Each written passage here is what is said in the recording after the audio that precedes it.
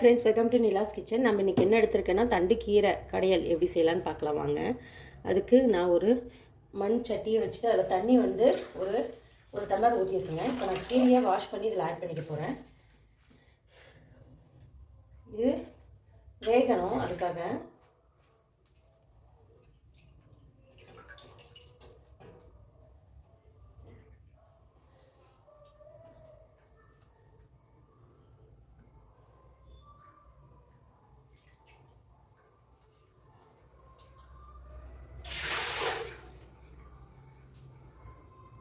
இதை மிக்ஸ் பண்ணிக்கலாம். இது இதாகட்டும். அதுக்குள்ளே என்னென்ன தேவைன்னு பார்த்துக்கலாங்க. இது கூடவே ஒரு 5 பச்சை மிளகாய் போட்டுக்கிறேன். நான் ஒரே ஒரு சின்ன கட்டு தான் எடுத்துருக்கேங்க. இது நல்லா வேகணும், நமக்கு கீரை சுண்டும். அதுக்கப்புறம் பார்க்கலாங்க. ரொம்ப வேக விடக்கூடாது, கொஞ்சம் வெந்தால் போதும். நமக்கு ரொம்ப வெந்துச்சுன்னா அந்த கீரை கலர் சேஞ்ச் ஆகிடுங்க, கருப்பாகிடும். மூடி வச்செல்லாம் வேக வைக்கக்கூடாதுங்க. இது லைட்டாக சுண்டிச்சு, இன்னும் ஒரு 10 நிமிஷம் வேகட்டும். இது கொஞ்சமாக கல் உப்பு போட்டுக்கலாங்க. வேகட்டும்.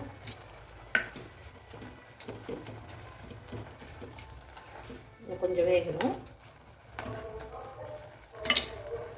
பாருங்க. கீரை நல்லா வெந்துருச்சு. இப்போது இதை தண்ணி வடிச்சிட்டு நம்ம மண் சட்டியில் போட்டு கடைஞ்சி எடுத்துக்கலாங்க. எடுத்துகிட்டு பார்ப்போம். இதே கடாயில் நம்ம தாளிச்சிக்கலாம். சட்டி நல்லா காஞ்சிருச்சு. பாயில் ஊற்றிக்கிறேன்.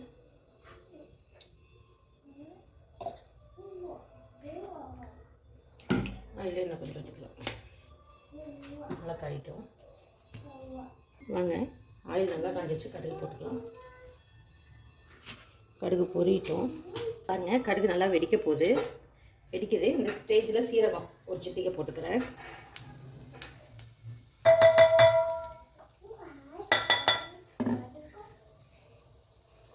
சீரகம் கடுகெல்லாம் நல்லா வெடிச்சு வருது. இப்போ வரமிளகாய் ஒரு 2 வரமிளகாவும் கிள்ளி போட்டுக்கலாம் மணத்துக்கு. சின்ன வெங்காயம் ஒரு 5 வெங்காயத்தை நீட்டாக கட் பண்ணி எடுத்துருக்கேன், போட்டுக்கிறேன். போட்டு இந்த ஆனியன் வதங்கிறதுக்கு கொஞ்சமாக உப்பு ஆட் பண்ணிக்கலாம். ஆல்ரெடி கீரையில் உப்பு போட்டிருக்கோம், கொஞ்சம் பத்தாது. அதனால் நான் பார்த்து ஆட் பண்ணிக்கிறேன். உங்களுக்கு தேவை எப்போ பார்த்து ஆட் பண்ணிக்கோங்க. ரொம்ப ஈஸிங்க, ஒரு 10 நிமிஷத்தில் ஆகிடும். ஹெல்த்தியான ஃபுட்டும் கூட கீரை. ரொம்ப ஆனியன் இந்த அளவுக்கு நல்லா வதங்கினதுக்கப்புறம் நீங்கள் கடையினாலும் கடைஞ்சிக்கலாம், இல்லை மிக்சியில் போட்டு ஒரு பல்ஸ் போடனா போட்டுக்கலாம். அந்த கீரையை ஊற்றிடலாம். லைட்டாக ஒரு கொதி வந்தோடனே ஆஃப் பண்ணிடுங்க. அவ்வளோதான். அந்த பச்சை தன்மை மாறாமல் சூப்பரான ஒரு கீரை பாருங்கள், எவ்வளோ சூப்பராக ரெடி ஆகிடுச்சுன்ட்டு. சூப்பரான ஒரு கீரை, அந்த பச்சைத்தன்மை மாறாமல் கிடச்சிருக்கு. கண்டிப்பாக நீங்களும் இந்த மாதிரி ட்ரை பண்ணி பாருங்கள். ட்ரை பண்ணி பார்த்து கமெண்ட் பண்ணுங்கள்.